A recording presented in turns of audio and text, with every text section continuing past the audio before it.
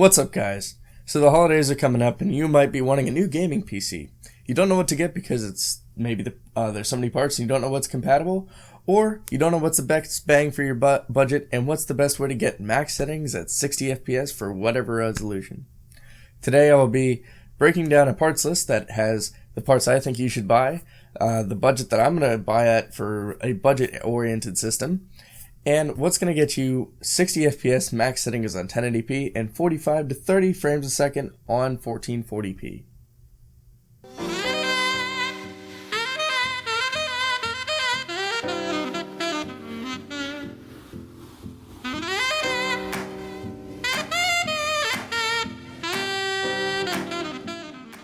So the first thing you have to buy is your processor.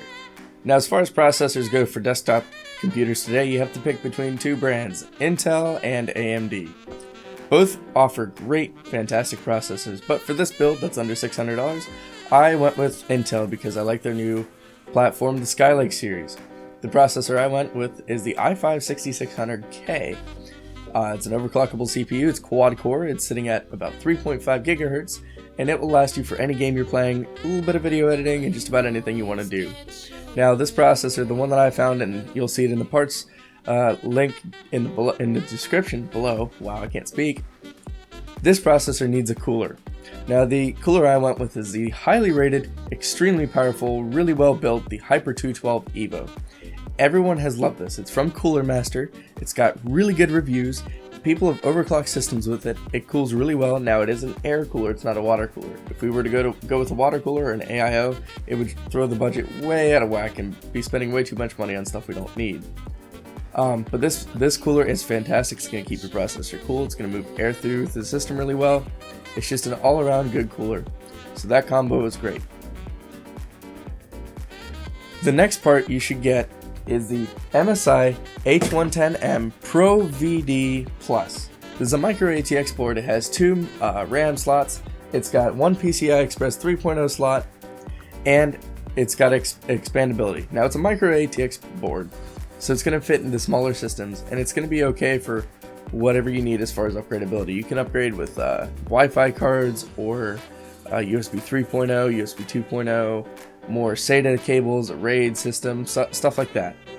But yeah, it's an all-around good motherboard. I love the BIOS on MSI motherboards. They're very user-friendly, so when you set it up, you can easily find which one is your boot drive, if you overclock your CPU if you want to, RAM timings, all that good stuff. The next thing on your list is going to be your RAM. Your RAM is your random access memory. I went with 8 gigabytes because I think that's a good starting out series, but for gaming, I do not recommend anything under 8 gigabytes. Because your system starts out and it uses about 1.2 to 2 gigabytes of RAM, give or take what your system's doing at idle. And then your games will use anywhere from like 2 to like 4 gigabytes, and so you just need some good headroom. And so that 8 gigabytes is going to give you good headroom. If you were going to upgrade this, I'd go to 16 and I'd stop. You don't need more than 16. You can get 2 8 gigabyte sticks for this motherboard, and that you're going to be perfect. But 8 gigabytes, that's going to last you a while. That lasted me for almost 2 years, and then I had to get more because I was doing some more video editing and some more RAM intensive stuff. But the 8 gigabyte modules or the 2 by 4 gigabyte, which makes 8 gigabytes, is the Mushkin Essentials DDR4 2133 megahertz. It's linked in the description. You can find this for really cheap, anywhere from 35 to 50 bucks. You're probably going to find it for around $45, but good RAM. The next thing that you're going to want on your PC that you're going to want to buy is your storage. Now, there's two ways we could go with this. We could go with a hard drive, a mechanical hard drive that has spinning platters, that has a higher capacity, or we could go with a solid state drive, which is going to be really fast boot times, game load times are fast, but at a cost of a lower capacity. The SSD I had in mind, or solid state drive, is the Kingston SSD Now. It's like the UV400. It's 120 gigabytes. It's sitting around $45. It's great. It's fast. It's got good timings. Your load times are going to be fantastic. Your game load times are going to be really quick. You're not going to have any problems with it. It's going to last a lifetime. Now, on the other side, if you're like, Josh, why would I get this small amount of storage? That's almost as much storage as I could put in my phone or my camera. Yeah, okay, I get it. The other thing I would go with is a hard drive. The hard drive is just pick up any Western Digital or even Seagate. Seagate makes a good Barracuda line, and don't get anything under 1 terabyte. That Seagate makes a good Barracuda line for about $50. Western Digital makes caviar blue, caviar green, blue, green, black. Any of those are going to be great. Just make sure to get the 1 terabyte. Their speeds are going to be fine. The black's going to be more reliable, but at a higher price premium. One thing to note, do not, and I repeat, do not buy a hard drive used. You don't know what's on that hard drive, so when you plug it in, you could ruin your system. You don't know how long the lifespan is on that. You don't know if it's been dropped. Now, if you have your own hard drive that you've known from another computer, that's different. But don't buy a used hard drive. I recommend new as far as buying storage all the time. Don't want to take that risk. The next part you're going to need is the case. Now, the case is a little weird. I didn't know what to get. I was bouncing around a few ideas, and I came up with this. I got the Thermaltake White Commander Snow Edition. It's sitting around $50. It's right now it's sitting around $44.99. You can find this for anywhere from like $40 to $50. You're gonna be spending about $50. I spent about $110 on my case, but that's a huge case. This one's micro ATX. It's in snow white. It's really cool looking. Got a small side panel window, lots of fan upgradability. The cable management size or stuff is okay, but you're gonna be fine because you're not gonna have that many cables. You have a smaller system anyway.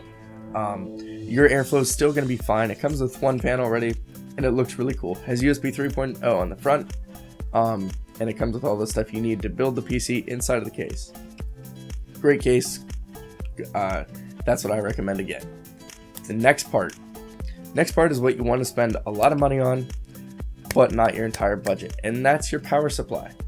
Your power supply is going to be running your system, going to be giving it juice, taking juice from the wall. You want to make sure that it's going to be good, it's not going to die on you, and that's why I went with the EVGA 500 80+ certified power supply. Your system's not going to take about 500 watts. At load, your system might take about 260, 250 watts, and so you're just going to be sipping on that power supply. But it's going to be great. EVGA has a 10-year warranty on that power supply. So if anything happens to it, just send it to them and they'll send you a free one back. You're going to be good. Now here's the most crucial part to this system.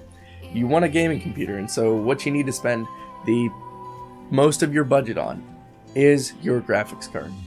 The graphics card I wanted it had to be powerful. It had to run everything in 1080p, 60 FPS, max settings really well. It had to be really quiet. It had to be really cold. It had to keep itself really cold during gaming. And it also had to have good upgradability and good like monitor and TV outputs. It's got 5 outputs, so you can run 5 monitors or TVs at once. I do not recommend that just because you're going to lose frame rate, you're going to lose settings because you have to drop everything just to run that. It's a small card. It is the EVGA 1060 3GB SC or Superclocked edition. It's a smaller card, so it's going to fit in the smaller micro ATX case like this. And for this build, it's going to run fast, it's going to run cool, it's going to be perfect. EVGA is awesome with their graphics cards, and you can't go wrong with Nvidia. Great drivers, great software, you get shadow play with it. It's going to be fantastic. That is going to run every game right now at about 1080p, 60 FPS, max settings, or 1440p max settings, 30 to 45 FPS, and that's going to be perfect for what you want to do. Great little card, fits in your system perfectly, has a nice design. Totally recommend it, can't recommend it enough.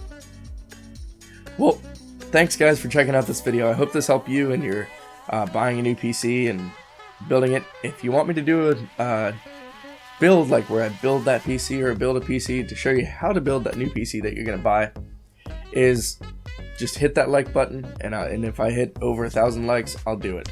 Now I know the YouTube channel is small, but I just have to get the money for it. So, but anyway, thanks for watching TMG Josh. I am TMG Josh, and I hope you like and subscribe for more content like this. Gonna be putting out. I'm on a regular schedule now. Gonna be putting out every Monday, and should be good. And y'all have a good one.